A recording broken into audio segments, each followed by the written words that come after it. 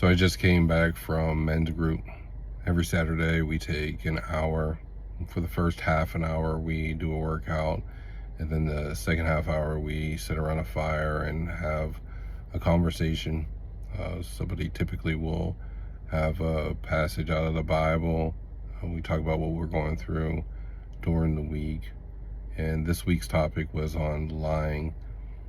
Inevitably, when you talk about lying, you will get to the topic of shame, which I think is a problem that everybody has, but I think particularly men have that version of shame that comes along with the reasons why we're dishonest or don't tell the truth.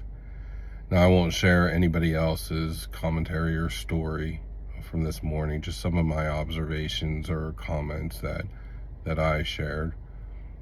I think that it's ironic to me that oftentimes, particularly among Christian men who go to a church, that we're at this weird stage of life where a lot of churches focus on children's ministry, teens, college ministry.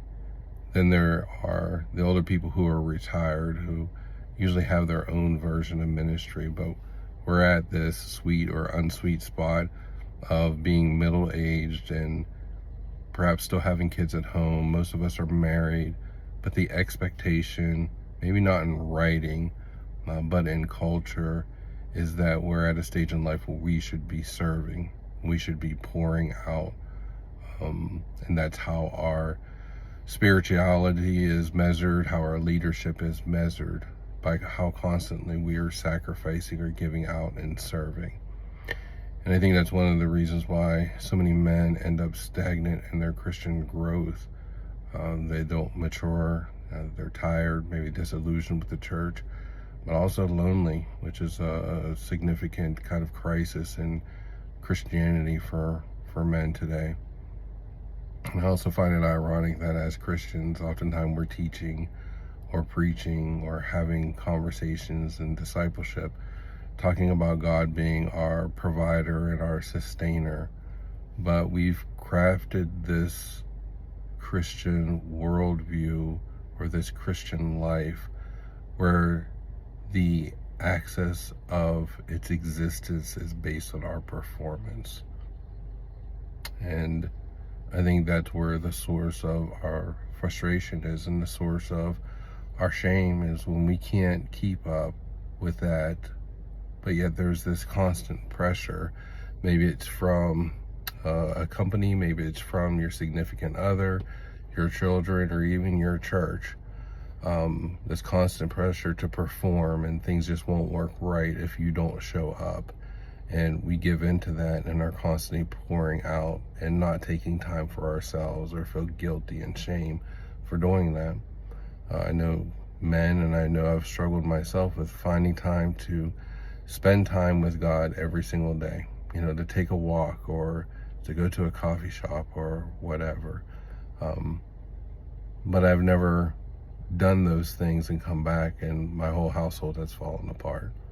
I have a habit of once a year going away for 3, maybe 4 days, and just spending time reflecting on the year and listening for the voice of God, just to see, what the upcoming year is or what God has to say for me.